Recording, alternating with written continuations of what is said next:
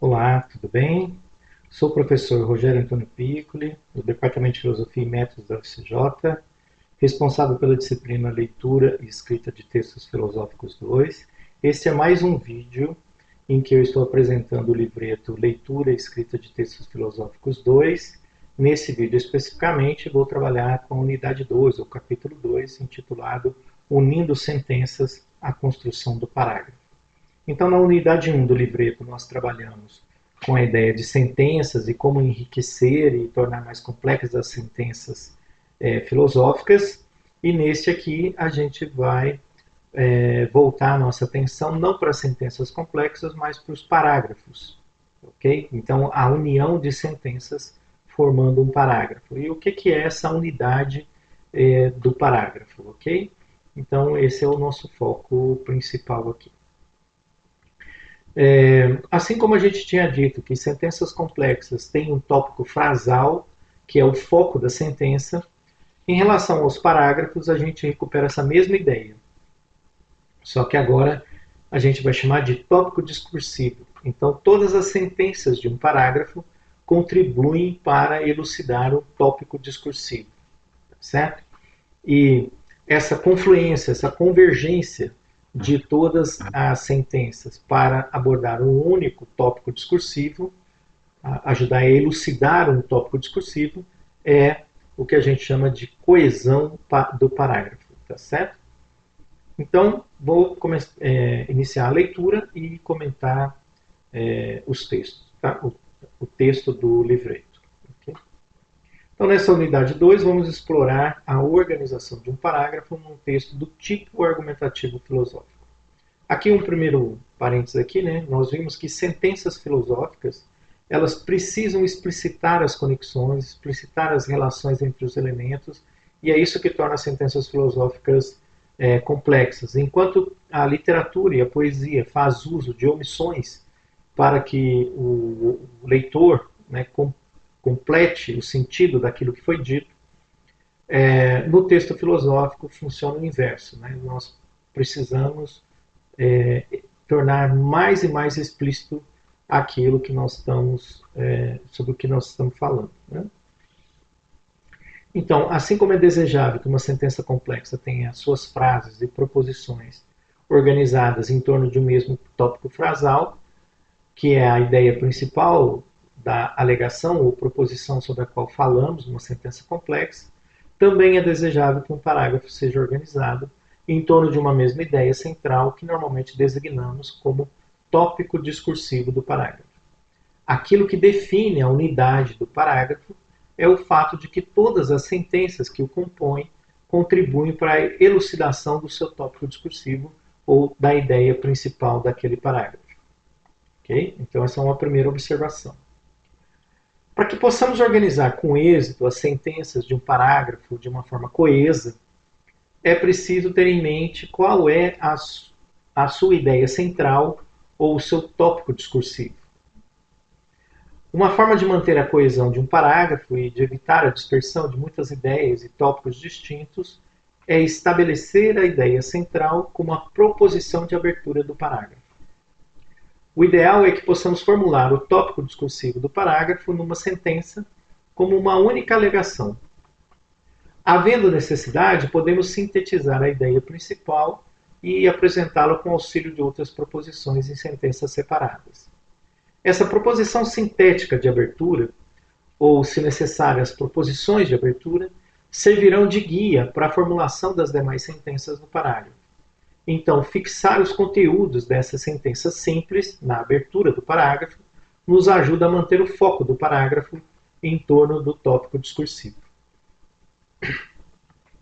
Isso nos ajuda também a perceber quando é necessário iniciar um novo tópico, pois se a unidade do parágrafo é dada pelo fato de que todas as sentenças que o compõem contribuem para o mesmo tópico discursivo, quando há uma mudança do tópico abordado, sabemos que temos de iniciar um novo parágrafo. Considere o parágrafo a seguir.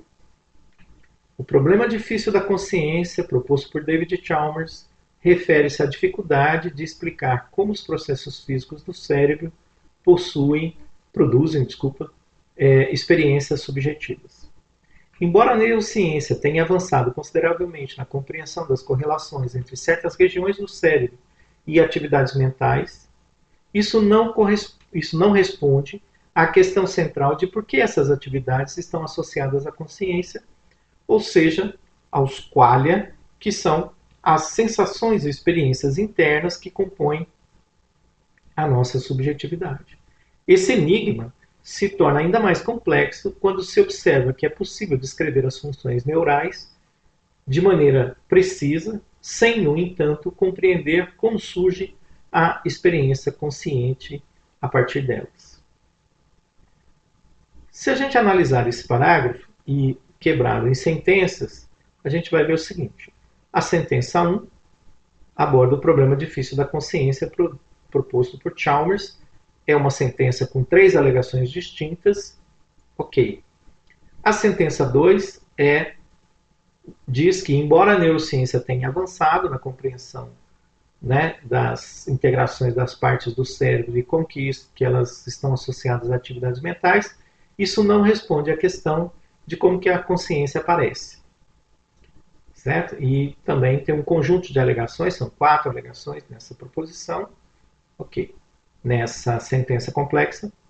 A sentença 3 é sobre o enigma, que se torna ainda mais complexo quando a gente sabe que a gente consegue descrever as funções neurais, precisamente, mas a gente não consegue explicar como é que surge a consciência. Certo? Vemos nitidamente, então, que as 3 sentenças complexas que compõem o parágrafo, estão todas orientadas para um único tópico discursivo, chamado problema difícil da consciência, de Chalmers. Da mesma forma, as alegações feitas em cada uma das sentenças complexas contribuem para o desenvolvimento do mesmo tópico discursivo. E isso que assegura coesão e foco na apresentação que esse texto faz do problema difícil da consciência.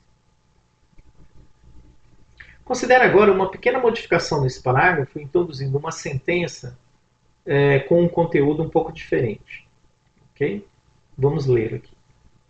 O problema difícil da consciência, proposto por Chalmers, refere-se à dificuldade de explicar como os processos físicos do cérebro produzem experiências subjetivas. Esse é o mesmo conteúdo. Embora a neurociência tenha avançado consideravelmente na compreensão das correlações entre certas regiões cerebrais e as atividades mentais, essa compreensão não responde à questão central de por que essas atividades estão associadas à consciência, ou seja, aos qualia, sensações e experiências internas que compõem a subjetividade. Então, a primeira sentença, a segunda sentença foram repetidas. Uma terceira sentença agora. Algumas teorias panpsiquistas, que sugerem que a consciência é uma propriedade fundamental de toda a matéria do universo, postulam que até mesmo os átomos ou partículas subatômicas possuem algum nível de experiência, o que levaria a uma compreensão radicalmente diferente da natureza da mente, abrangendo desde o nível microscópio até o macroscópio, implicando que a mente não é uma exclusividade dos organismos complexos, mas algo inerente ao tecido básico do cosmos. Esse enigma, a última sentença, né? Esse enigma se torna ainda mais complexo quando se observa que é possível descrever funções neurais de maneira precisa, sem, no entanto, compreender como surge a experiência consciente a partir delas. Observe que a primeira sentença aborda o problema difícil, a segunda sentença esclarece o problema difícil. No entanto, a terceira sentença, que é sobre o panpsiquismo, introduz um tema, embora relacionado, é um tema diferente do problema difícil da consciência. As alegações da terceira sentença introduzem o tema das teorias panpsiquistas. E a última sentença retoma ao dizer que esse enigma é um problema difícil. Okay? Assim, o problema que afeta a coesão desse último parágrafo que nós lemos é que o tema introduzido pela terceira sentença, o tema das teorias panpsiquistas, embora relacionado com o problema difícil da consciência, não trata diretamente do problema difícil da consciência. O tópico geral da terceira sentença é sobre um tipo de teoria que se propõe a explicar a consciência, mas não trata diretamente do problema difícil da consciência. Com a comparação dos dois parágrafos, aquele que não introduz a teoria panpsiquista e o que introduz sobre o problema difícil da consciência introduzido por Charles, temos que, assim como as sentenças precisam manter o foco sobre o tópico frasal principal, também as sentenças de um parágrafo devem organizar e contribuir para a elucidação de um mesmo tópico discursivo principal. É uma falha de coesão do parágrafo se introduzimos simultaneamente, sem maiores justificações, sentenças que são apenas vagamente relacionadas ao tópico discursivo principal. Então, vale observar que o primeiro movimento de articulação de sentenças num parágrafo, quando estamos escrevendo, é o que podemos chamar de o registro ou impressão inicial das ideias na forma de sentenças. Ocorre que quando estamos tentando tirar as ideias da cabeça para colocá-las na forma do texto escrito, tendemos a reunir uma quantidade muito grande de tópicos que são vagamente relacionados. A gente já falou sobre isso na unidade 1. Ao mesmo tempo, temos o impulso de registrar a maior quantidade de itens e relações que nos ocorrem. No entanto, inevitavelmente, não encontramos imediatamente uma forma acabada do texto escrito para registrar todos os detalhes de um volume enorme de pensamentos. E isso contribui para alguns dos problemas de escrita que são mais recorrentes que nós encontramos. O primeiro problema é o de sentenças mal estruturadas, ou seja, sentenças que não chegam a formar orações completas com sujeito, verbo e predicado. O segundo problema é a condensação de diferentes tópicos discursivos num único parágrafo, sem, contudo, realizar a explicitação dessas conexões entre eles. O terceiro problema na construção desses parágrafos é a falta de explicitação da conexão entre os conteúdos de proposições e sentenças, esperando que as omissões, lacunas, sejam preenchidas pelo seu leitor do texto, ou leitor do seu texto. Tomemos como exemplo o seguinte parágrafo extraído de uma proposta de trabalho de conclusão de curso. A influência religiosa na sociedade, nos aspectos políticos e culturais e na forma de pensar do indivíduo. Destacando que, segundo a Escritura, que primeira vez que este nome cristão foi utilizado, foi dado aos discípulos de Cristo em Antioquia, em Atos dos Apóstolos, nos dá algumas informações sobre o contexto em que os discípulos de Cristo foram chamados cristãos. Após a perseguição que ocorreu em Jerusalém contra eles, muitos cristãos se refugiaram em outras cidades. Nietzsche, 2007, página 12. Isso não é uma citação de Nietzsche, isso é um parágrafo que o estudante escreveu. O autor do parágrafo, nos parece, pretendeu articular diferentes temas no mesmo parágrafo. Primeiro, ele falou da influência religiosa ou da religião na sociedade. Segundo, ele falou a maneira como a religião impacta os aspectos sociais e culturais da sociedade. Terceiro, ele falou da forma como a religião conecta aspectos políticos e culturais. Quarto, ele falou da forma como a religião influencia a formação do pensamento individual. E quinto, ele falou algo sobre a origem do pensamento cristão. É possível isolar algumas das proposições pretendidas pelo autor.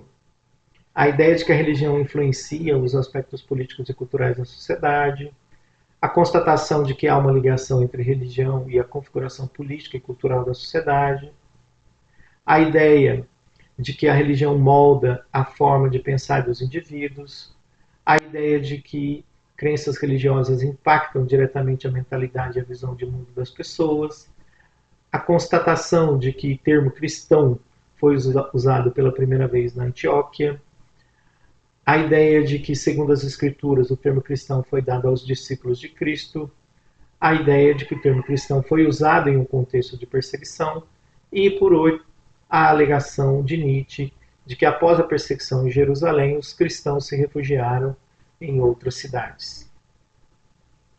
Observe que a primeira sentença, a influência religiosa na sociedade, nos aspectos políticos e culturais e na forma de pensar do indivíduo, não é uma sentença completa. Trata-se de uma expressão que introduz um tópico e especifica um objeto, sem, contudo, dizer algo acerca do objeto.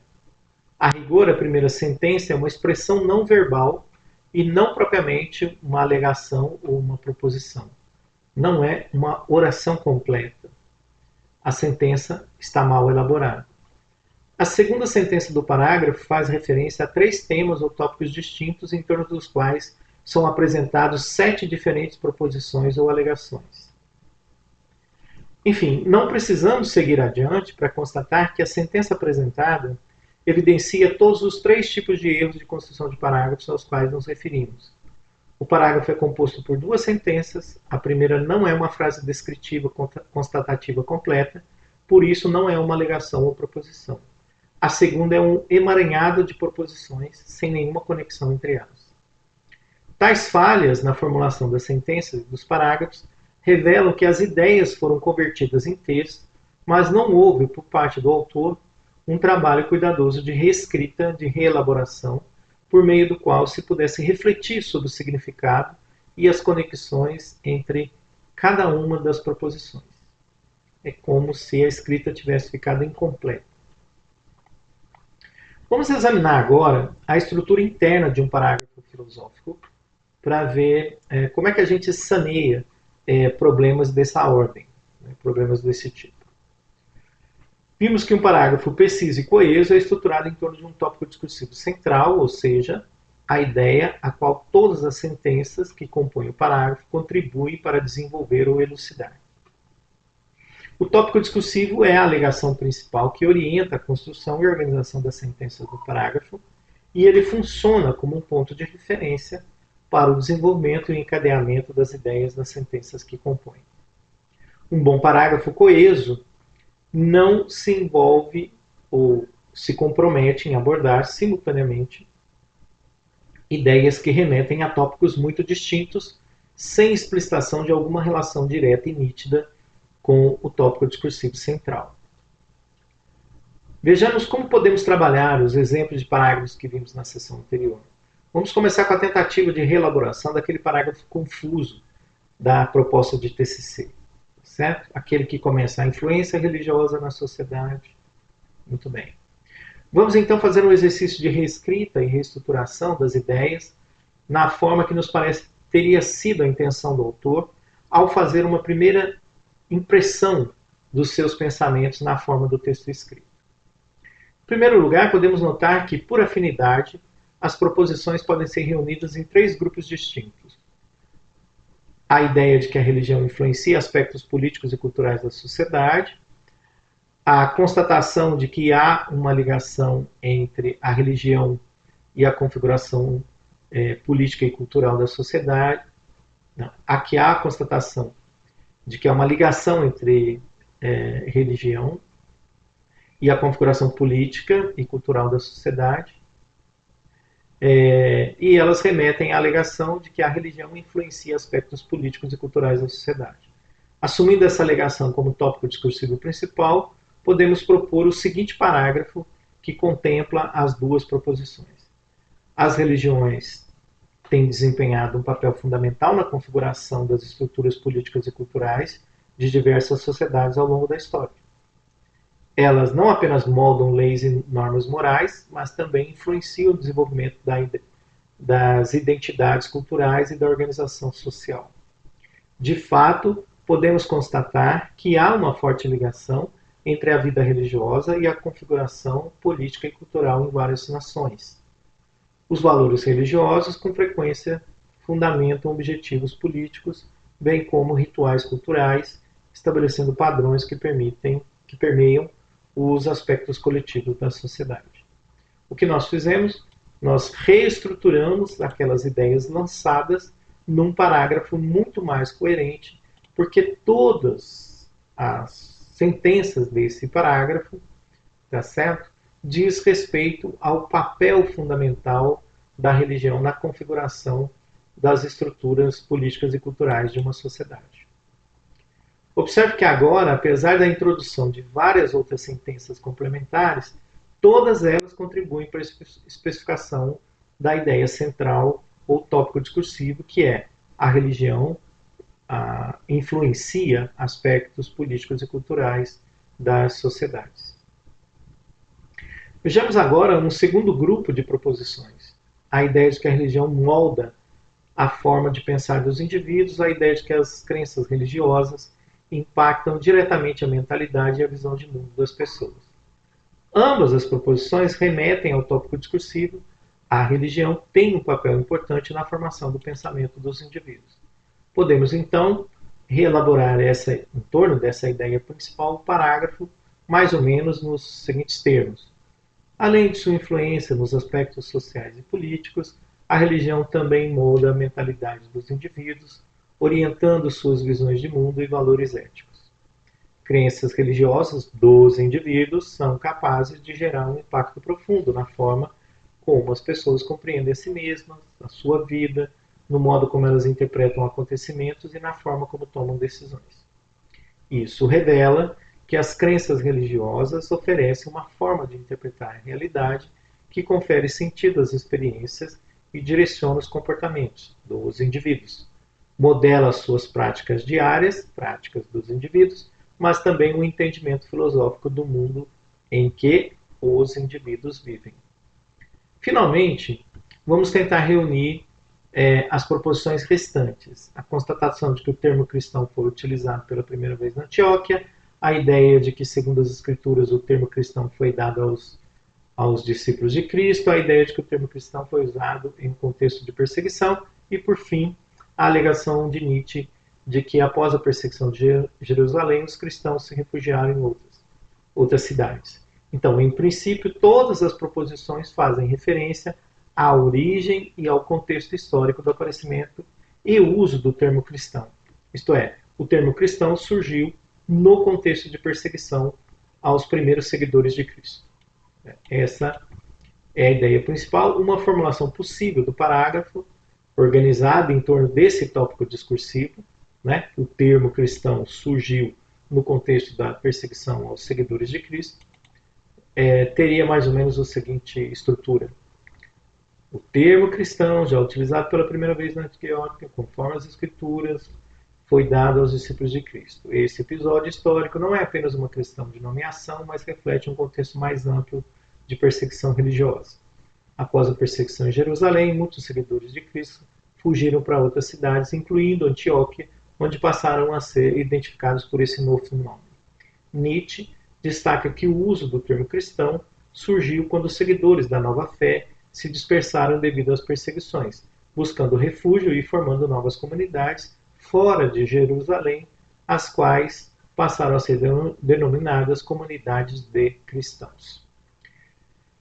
O exame dos problemas do parágrafo mal formulado de que partimos mostra que a escrita do texto acontece no momento posterior ao do mero registro das ideias no papel.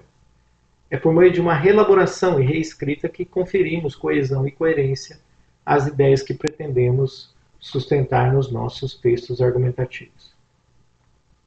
Uma dúvida que pode surgir é como produzimos parágrafos bem organizados em torno de um mesmo tópico frasal e asseguramos a elucidação, o detalhamento e a especificação desse tópico na sentença. Considere novamente o exemplo do Chalmers. O problema difícil da consciência proposto por Chalmers refere-se à dificuldade de explicar os processos físicos do cérebro, como que eles produzem as experiências subjetivas. Embora a neurociência tenha avançado, Considere agora a seguinte reformulação sobre o problema, mas agora com um acréscimo de uma sequência de sentenças simples, conforme destacado. Proposto por Chalmers, o problema difícil da consciência refere-se à dificuldade de explicar como os processos físicos do cérebro produzem experiências subjetivas. Ele busca entender como estados cerebrais, que são objetivos e mensuráveis, resultam em sensações internas, qualia. As experiências subjetivas, como vermelho ou sensação de dor, parecem resistir a uma explicação puramente física. Isso levanta a questão de como uma descrição neurofisiológica pode dar conta do caráter qualitativo da experiência. A questão central é como algo físico pode produzir algo imaterial como a consciência. E aí depois a gente segue com a mesma explicação do Chalmers, embora a neurociência tenha avançado consideravelmente, etc.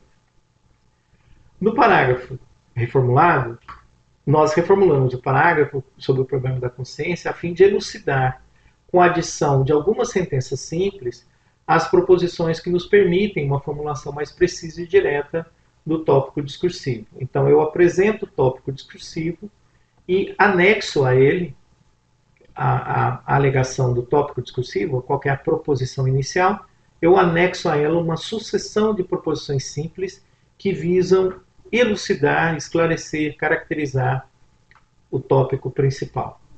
Certo? Então, colocamos algo na abertura de uma sentença que sintetiza a proposição ou alegação que é o tópico discursivo do parágrafo.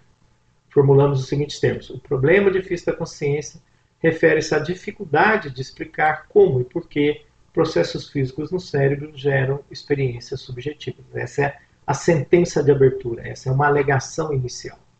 Okay?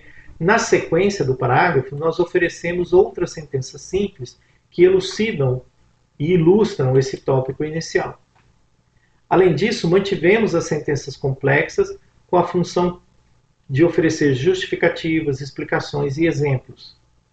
Né? Então, nós acrescentamos, mantivemos no parágrafo aquelas sentenças que têm função de justificativa, sentenças que têm função de explicação, sentenças que têm função de exemplos. Mas todas elas, justificativas, explicações e exemplos, giram em torno do tópico principal. O fechamento de um parágrafo é feito por uma sentença que sintetiza o desafio representado pelo problema difícil da consciência. Bom, o que a gente conseguiu com isso? A versão reformulada do parágrafo sobre o problema difícil da consciência, que nós apresentamos como modelo, chama-nos a atenção para alguns aspectos que nos auxiliam a tarefa de composição e desenvolvimento de parágrafos mais precisos e coesos. O primeiro aspecto refere-se à clareza na apresentação do tópico discursivo. Ele deve ser expresso de forma precisa e direta para que o leitor saiba de antemão qual será o foco das sentenças que compõem o parágrafo.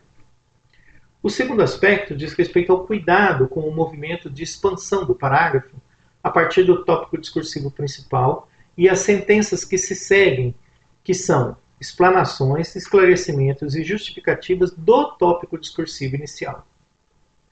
Cada ideia formulada e expressa nas sentenças que compõem o parágrafo vem, na medida do possível, elucidada, explicada, justificada e apoiada com exemplos, evidências e argumentos.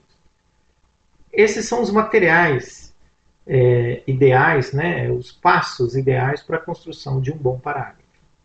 O terceiro aspecto diz respeito a evitar a todo custo a introdução de tópicos discursivos que sejam tópicos diferentes do tópico selecionado. Isso significa que na composição do parágrafo vale a regra.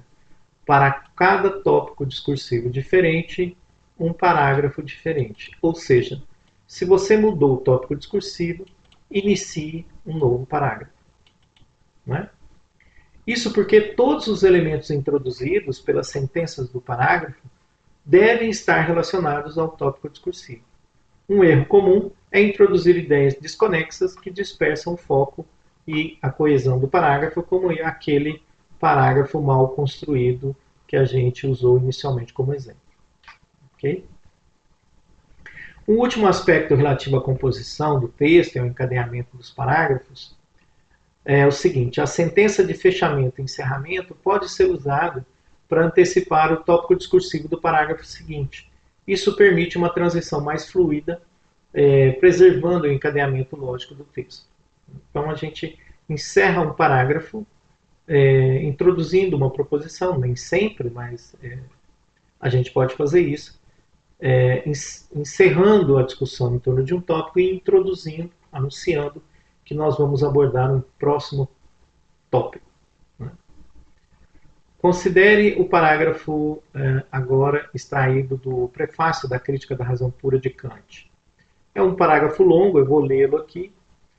Não pode haver dúvida de que todo o nosso conhecimento começa com a experiência. Uma alegação básica. não pode haver dúvida de que todo o nosso conhecimento começa com a experiência. Aí uma explicação, pois como haveria de ser despertada a faculdade de conhecer, se não por meio de objetos que afetam os nossos sentidos e que, por um lado, provocam por si mesmos representações e, por outro, fazem com que a nossa faculdade de compreender compare as representações, as ligue, as separe e, desse modo, trabalhe a matéria bruta das impressões sensíveis para elaborar o conhecimento dos objetos, chamado experiência.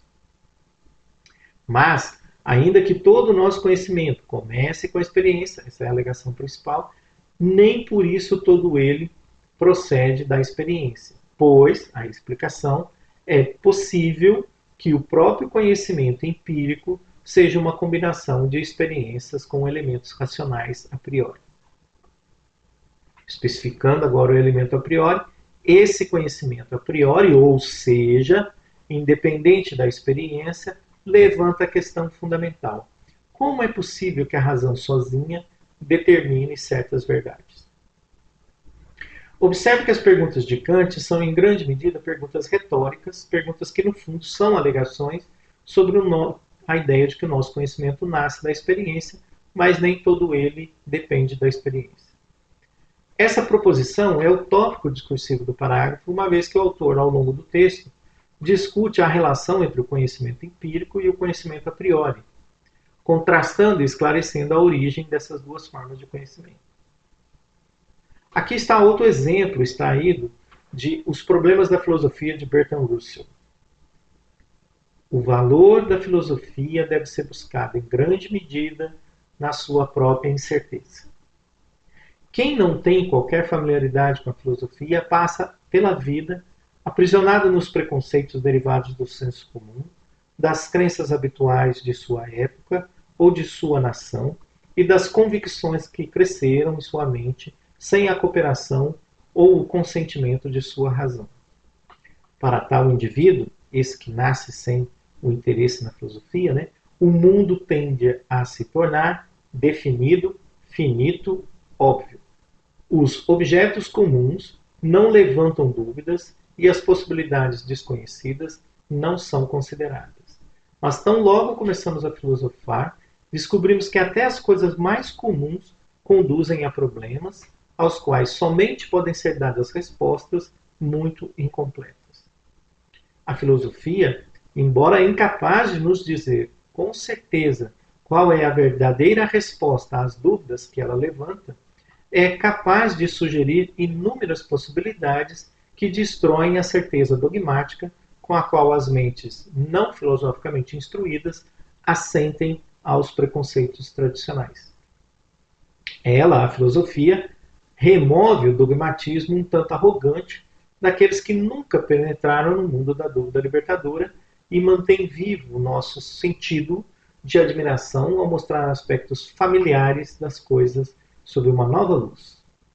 Nesse parágrafo, Russell define como tópico discursivo a ideia de que a filosofia, a despeito das incertezas que ela gera, ainda assim é uma atividade valorosa, porque ela expande a nossa compreensão e ainda mantém o nosso senso de admiração e a despeito das nossas incertezas. Afinal, a filosofia, por meio da sua capacidade de questionar certezas e abrir possibilidades, desafia os preconceitos do senso comum e força a revisão do nosso dogmatismo.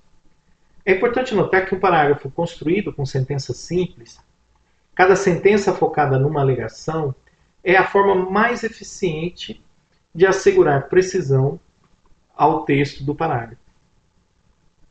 No entanto, a repetição de palavras, que parece desnecessária, pode tornar o texto estilisticamente muito pobre, ou mais pobre. Considere o parágrafo a seguir, adaptado de Caio Prado Júnior, na obra O que é Filosofia. O que nos chama a atenção é que o parágrafo é formado por um conjunto de proposições, todas elas magistralmente articuladas numa única sentença. Observe que são 14 diferentes proposições articuladas numa única sentença complexa.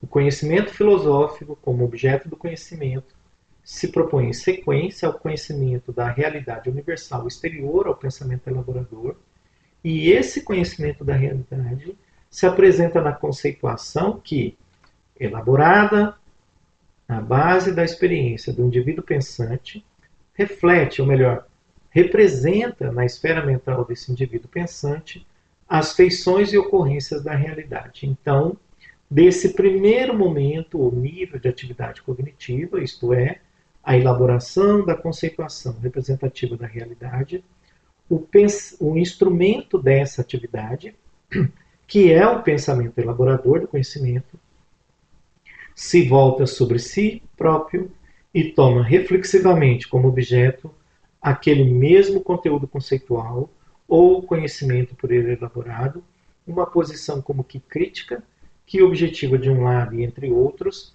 aferir de um modo geral a segurança e ponderar o valor e alcance do conhecimento adquirido e por adquirir, e de outro visa e se propõe a dar ao conhecimento expressão conveniente, especialmente e fundamentalmente pela linguagem discursiva, e ordenar e sistematizar a conceituação que compõe o conhecimento.